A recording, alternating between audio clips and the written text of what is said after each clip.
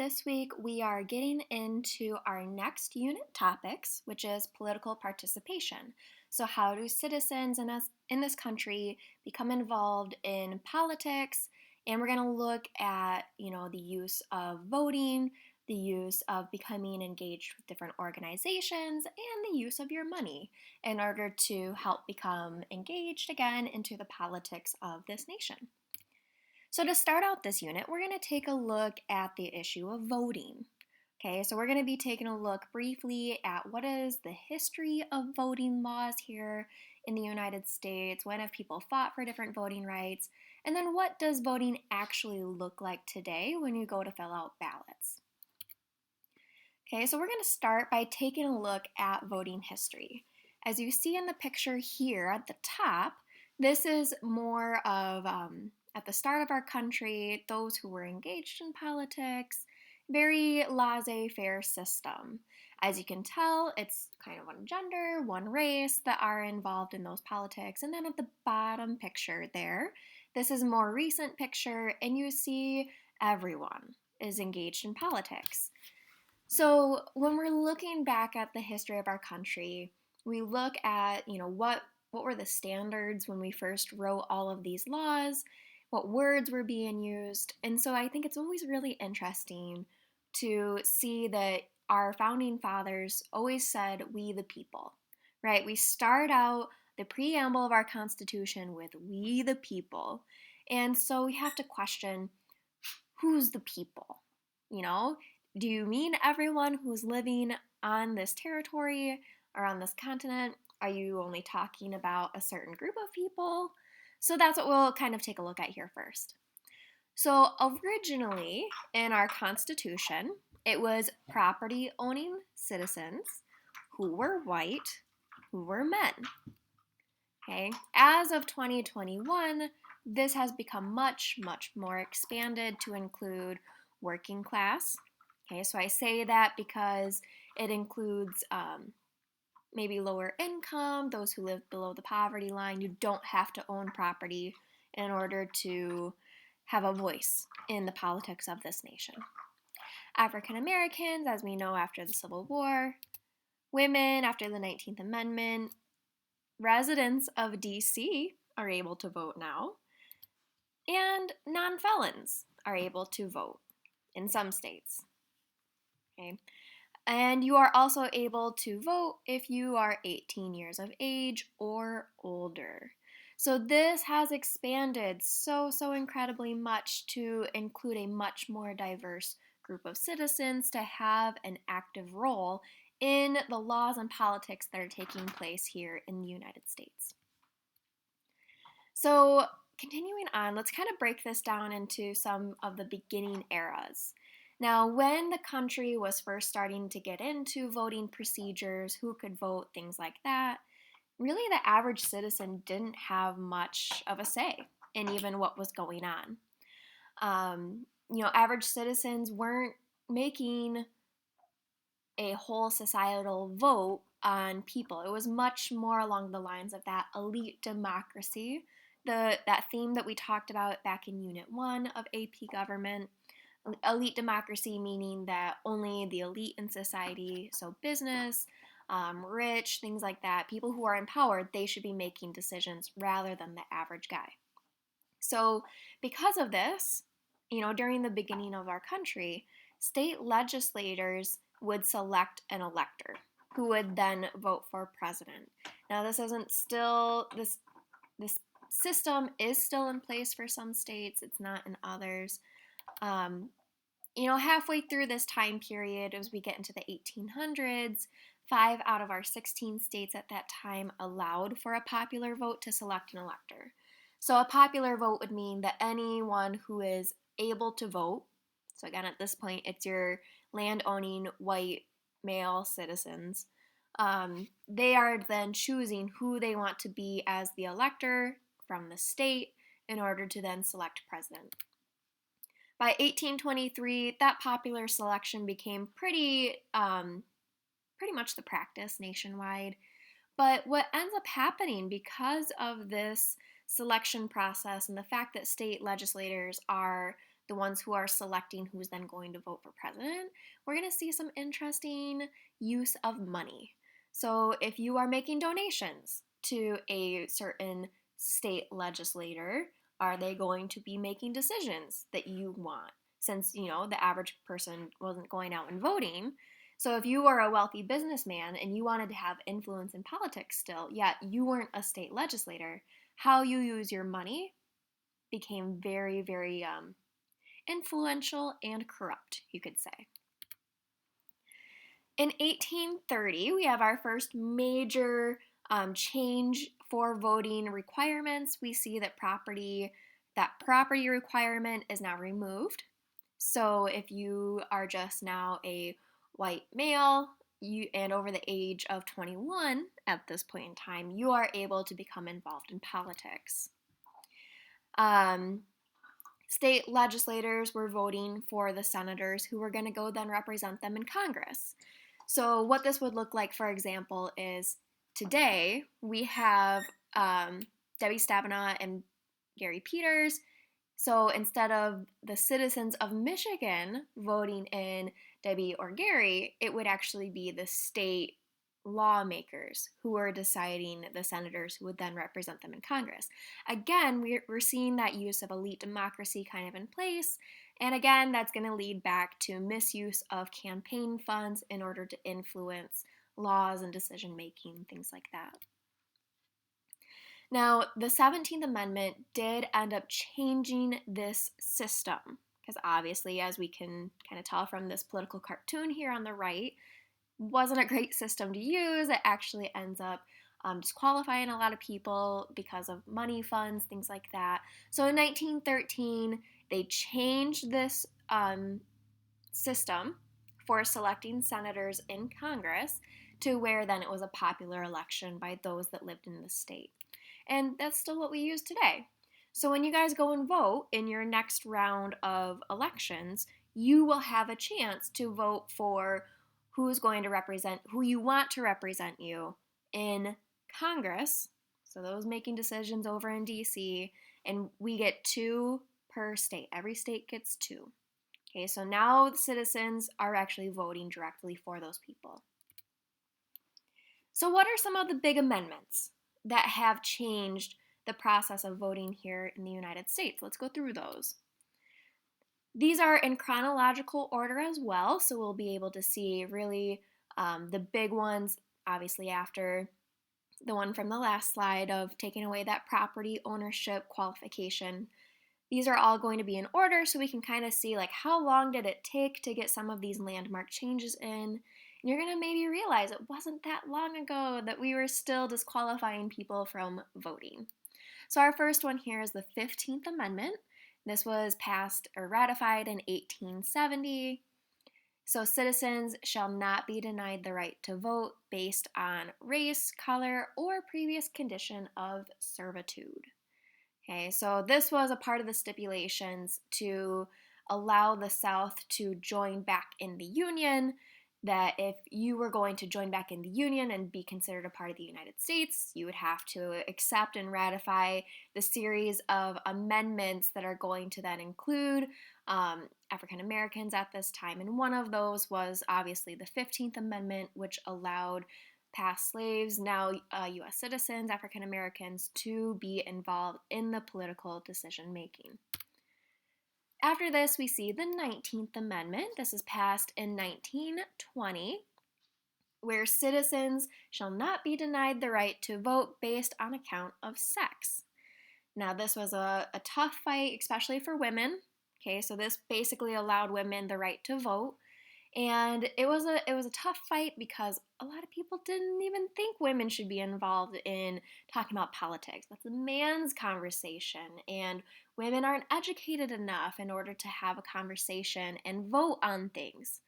And so it got to the point where women were actually involved in World War I, right? So World War I kind of took place between 1914, 1919, and women were going overseas and helping with the war efforts. They were as nurses. They were, coming in and helping provide different items in order to help with the war.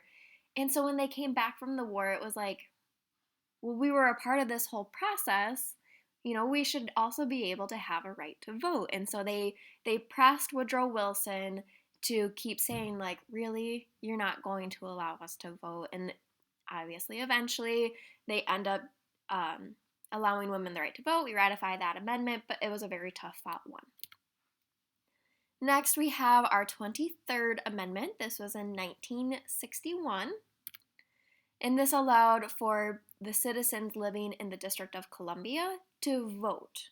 Now, previously to this, residents of the District of Columbia were not allowed to have any voting say, because the thought was, if you're living in the nation's capital, you already are having so much influence in the political world. We don't want there to be more, or we don't want there to be any corruption. So while this intended law or restriction was meant for a good thing, it actually ended up keeping a group of people who were citizens of the nation from being able to have a political voice. So now we got people in DC, they're allowed to vote. Fun fact, there's usually a series of bills that come through Congress every couple of years to try to give DC statehood. So again, they're not a state, right? But that's where the capital of our country is. It'll be interesting to see if the laytest bill for statehood gets passed or not. Our 24th Amendment was passed in 1964. If you're looking at that date, you most likely can guess what kind of era we're looking at, right? The Civil Rights era. And we see that citizens shall not be denied the right to vote by reason of failure to pay any poll tax or other tax. As we know from our past units, we went through this era of Jim Crow law, where yes, we joined back the southern states with the North, created the Union again. They had to agree to ratify these kind of things, but there were still laws put in place under Jim Crow era and policies that kept people of color from being able to have a political voice. So they were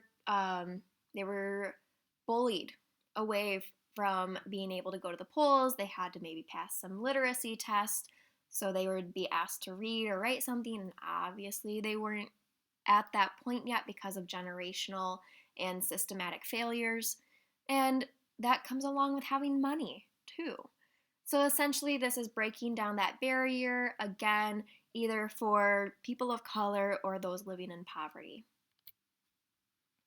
And the final big voting bill that we're taking a look at is Amendment 26, and this is passed in 1971, where citizens 18 years of age shall not be denied the right to vote based on age. Previously to 1971, you had to be 21 years of age. In 1971, it was dropped because we saw, again, going to war, going to the Vietnam War, we're asking these soldiers to go risk their lives, yet they're coming home and not able to have a voice in politics, things like that. So this is our most recent amendment that is ratified in terms of voting practices.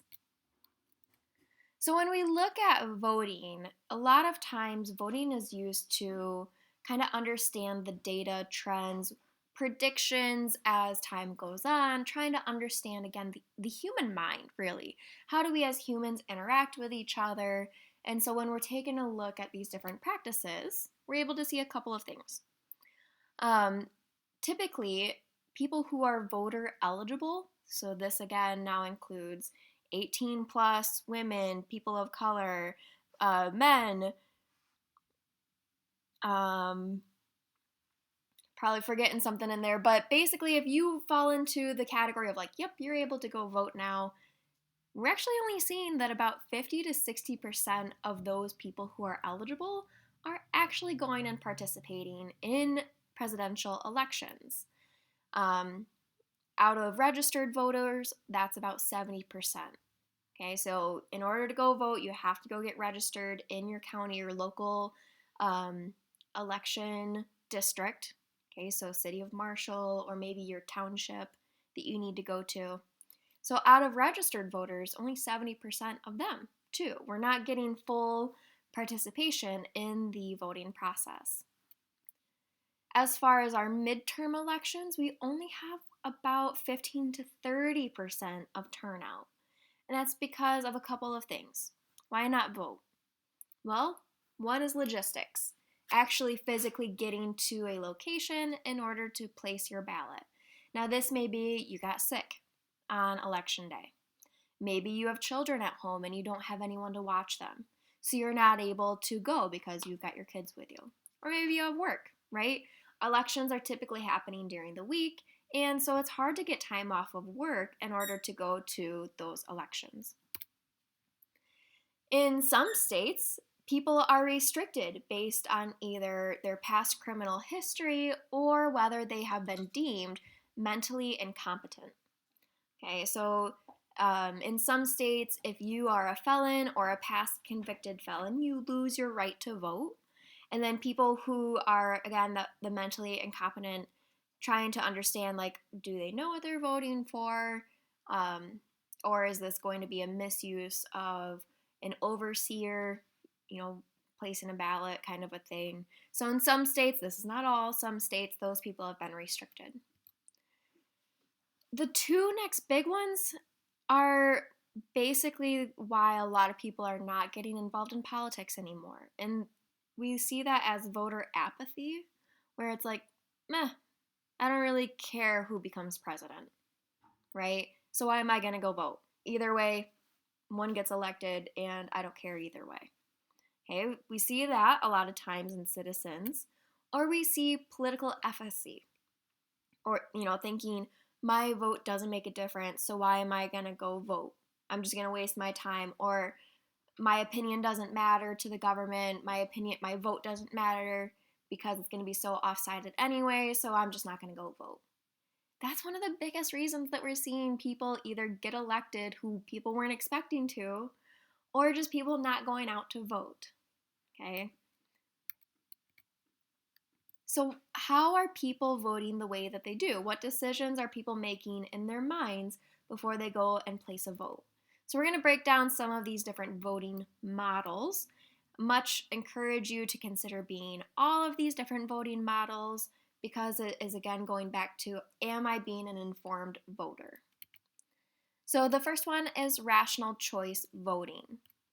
This is where you're going out and you're evaluating campaign promises, you're watching the debates, you're looking at their policies, you're really researching where are these people coming from, what are their core values, and then making a very conscious decision out of that. Now, this doesn't mean you're looking at party lines, you're not looking at gender, you're not looking at how long they've been in politics, anything like that. You're just really looking at what are their promises, where are they from, their core values, things like that. So when we are doing this type of voting model, you have people who are either considering what's going to be best for me, or they're considering what's going to be best for everyone else. Okay, so for an example of this is, I'm a teacher. So if I see that one candidate, of either party is speaking a lot about education and I like the ideas that they're talking about, okay, I'm going to think that's going to be best for me, that's best in my career, so I would be more likely to vote for them.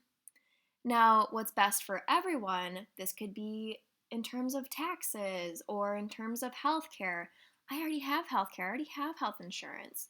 But if I have a candidate who I think like, oh, they're really going to help a lot of people, even though maybe I don't need it, that may be another reason that I go and vote for that candidate. Another voting model is our retrospective voting. This is when we are going to be looking back at a candidate's track record. How have they voted in the past? What has been their political engagement in the past? Where have they donated to in terms of either like interest groups or candidate campaigns, things like that? What are we looking at?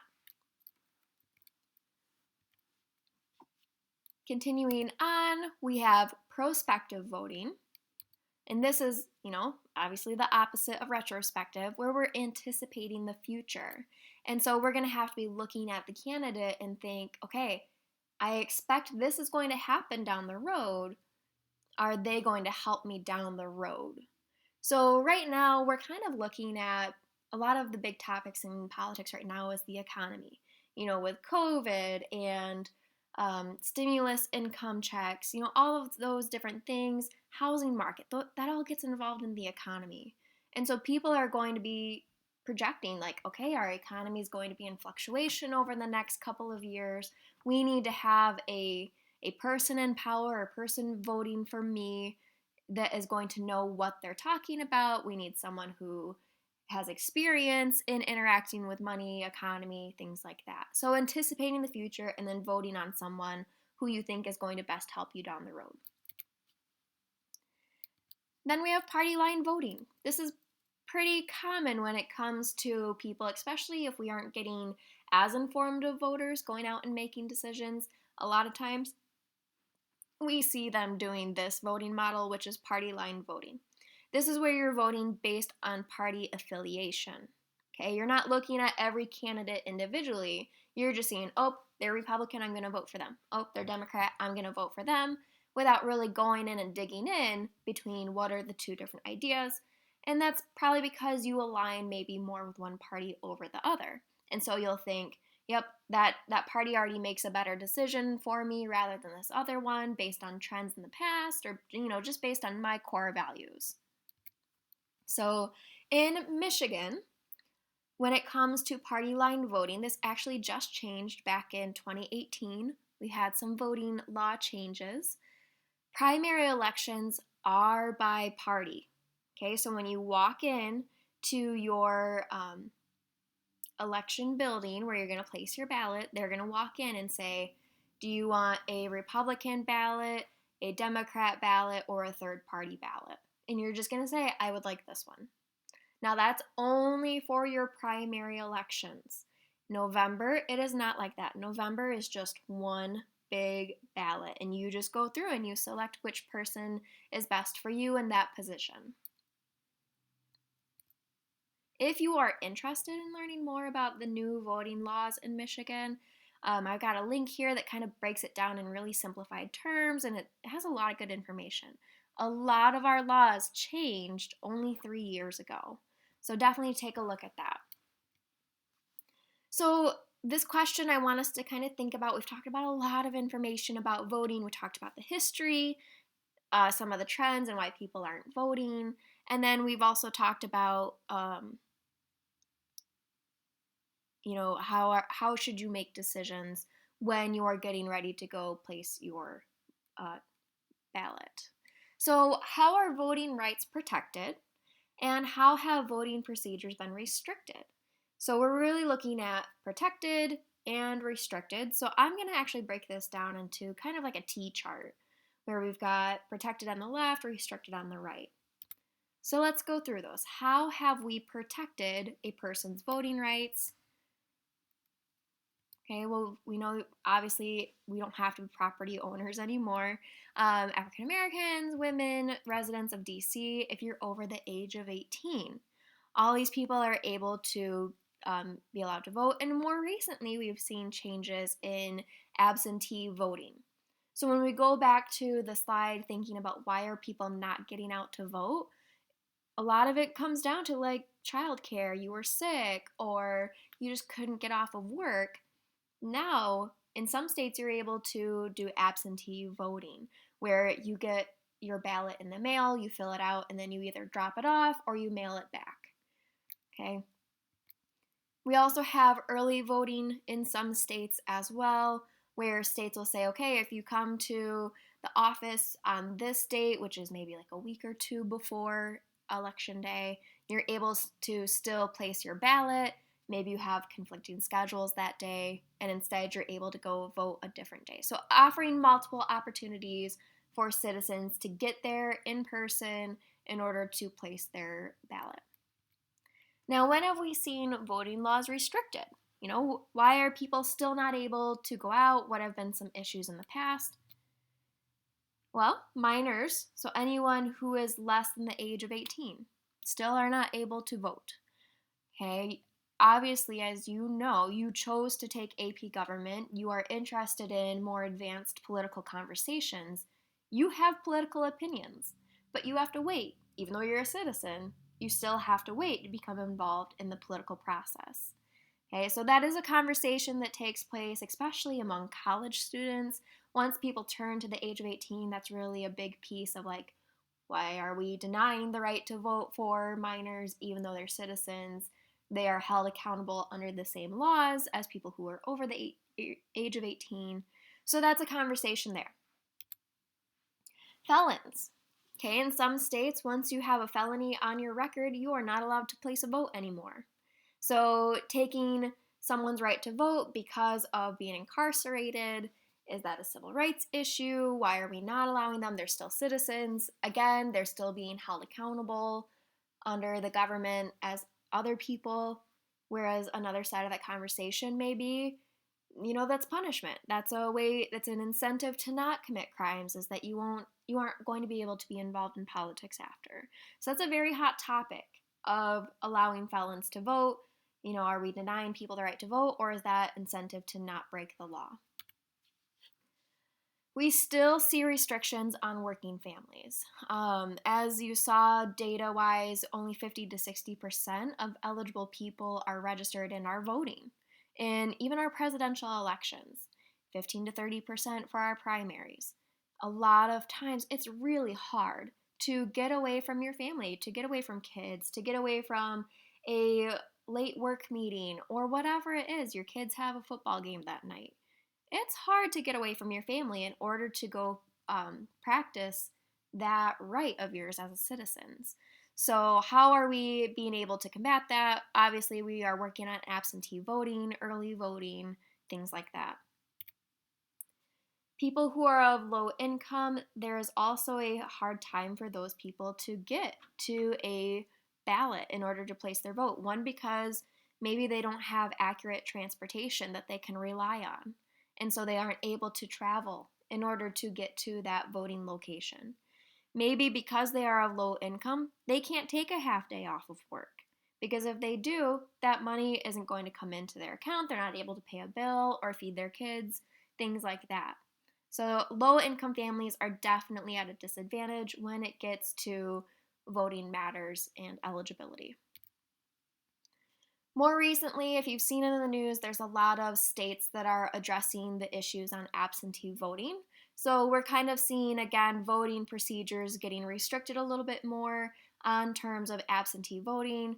Where are you able to drop ballots off? What days to what days are you able to drop ballots off? Proof of ID, all of those different conversations that are taking place right now after the election of 2020, those are going to be more of your restrictions placed on voting procedures. All right, that's all I have for you guys today. If you have any questions, please reach out and let me know.